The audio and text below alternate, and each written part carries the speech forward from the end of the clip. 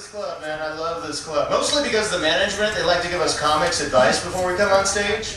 Like tonight, they pulled me aside, they said, Ryan, we want you to go out there tonight and treat your set as if you're making love to the audience. I said, I don't think that's a good idea.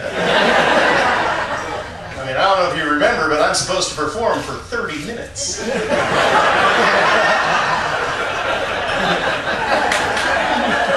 If I do that, the best I'm gonna get is 2 minutes of fast, awkward comedy, followed by a short nap.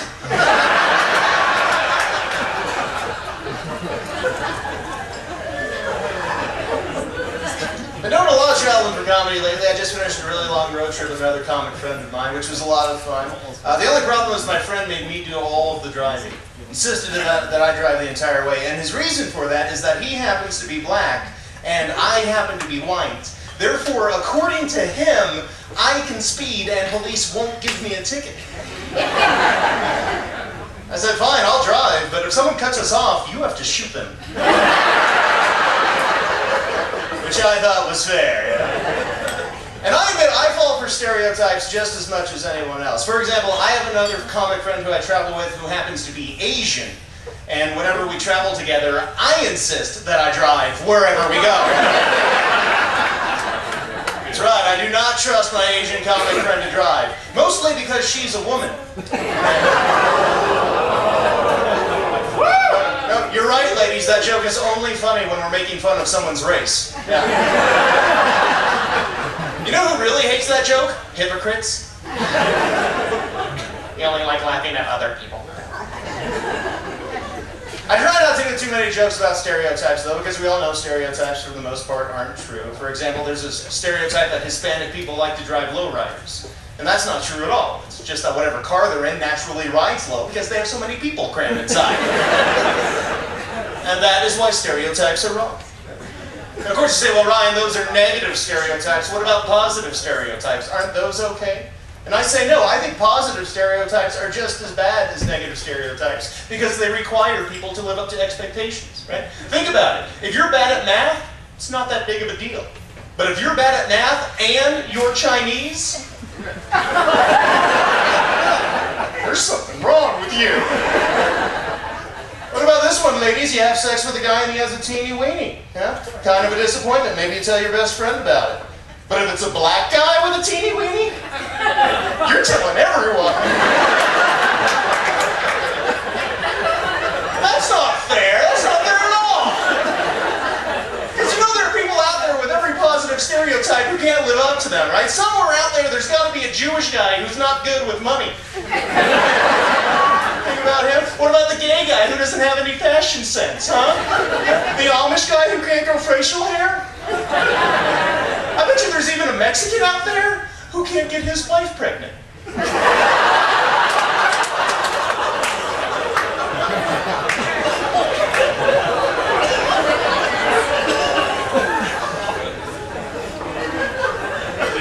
See, I think it's a good judge of someone's sense of humor if they can laugh at their own stereotype. Like, for example, I grew up in Alaska, and the first girlfriend I ever had was half Eskimo. And on our first date, she took me out clubbing, and we ended up killing 2 seals. See, that was her joke, and I thought that was really funny. What wasn't funny is when I was in Idaho, and a guy told me he thought Alaska's state quarter should be an Eskimo clubbing a baby seal. You know, I'm like, come on, man. That would be like Idaho state quarter being a Mr. Potato Head wearing a KKK mask.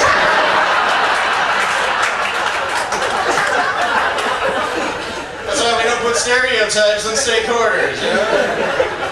Can you imagine what that would be like? Utah state quarter would just be 2 guys with name tags riding bicycles.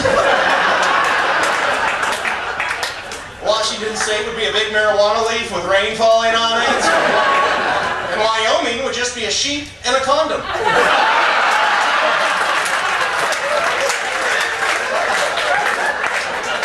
you can't shake your head at that joke, sir. That's the only state where Victoria's Secret has a wool section. Look it up!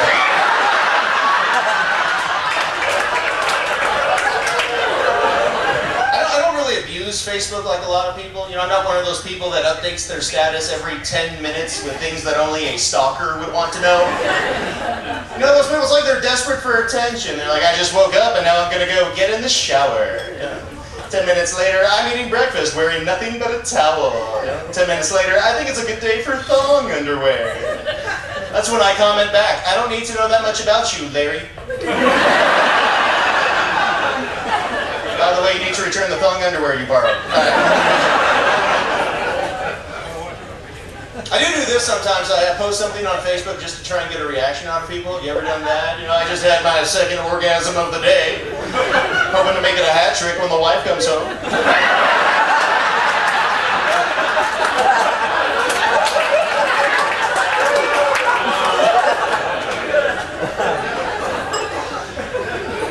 Alright. Before I get off stage, I want to end on a topic that we can all agree on, religion. I'm of course assuming everyone here is Muslim. I don't get preachy with religion. I myself was raised Catholic. Yeah, I went to a Catholic church growing up where our minister was an Irish priest. His name was Father Pat O'File. We had a deacon too. His name was Luke Deadaway.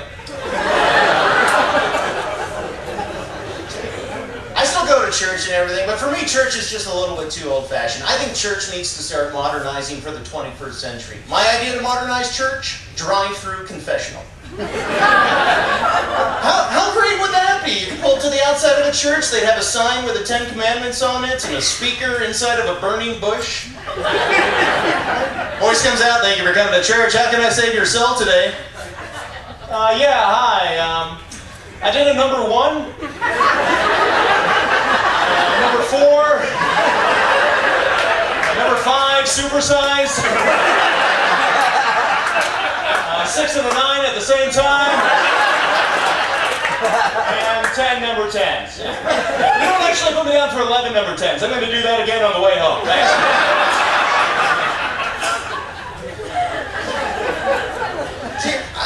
Need that in this country. Because let's face it, we are a country that loves to sin. We love to sin. We will even use holidays as excuses to sin. Have you guys noticed that? Right? There are 7 deadly sins. We have a holiday to celebrate each and every one of them.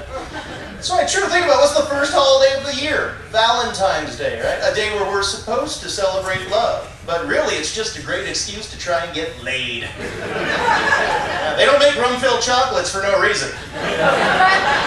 And let's admit it for what it is. That is a holiday to celebrate lust. Yeah. What comes next? St. Patrick's Day. A day where we get drunk and pick fights with total strangers. That is a holiday to celebrate wrath. Okay? Even little kids know that. Because if you're not wearing green on that day, they come up and they pinch you and they laugh. Cinco de Mayo, not our holiday, but we celebrate it anyways. Why? Because of envy.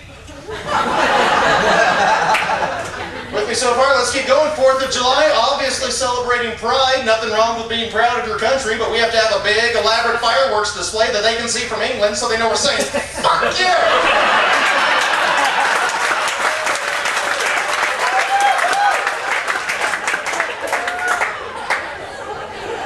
Labor Day, a day where no one goes to work for no particular reason. Perfect excuse to stay home and celebrate a little sloth, huh? Yeah. Thanksgiving, a day where we eat until our pants don't fit. Yeah, celebrate gluttony. Or Christmas, a season where we're so preoccupied by greed, we will trample innocent civilians on the way to a sale.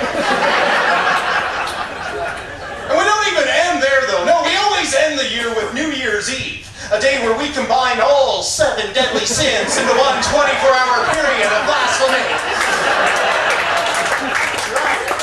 Goes to work on New Year's Eve. No, that's when you use your last sick day, so you can stay at home eating leftovers, playing with whatever it is you got for Christmas. You can watch every other country in the world celebrate New Year's before you, and you get so envious of them that you have to throw the biggest, most elaborate, most pride-filled celebration in the world, where you get drunk out of your mind, pick a fight with some random guy, and try and have sex with his girlfriend.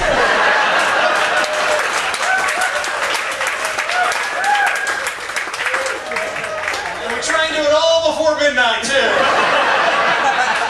Because that's when we make our New Year's resolutions to give up all that crap for another year.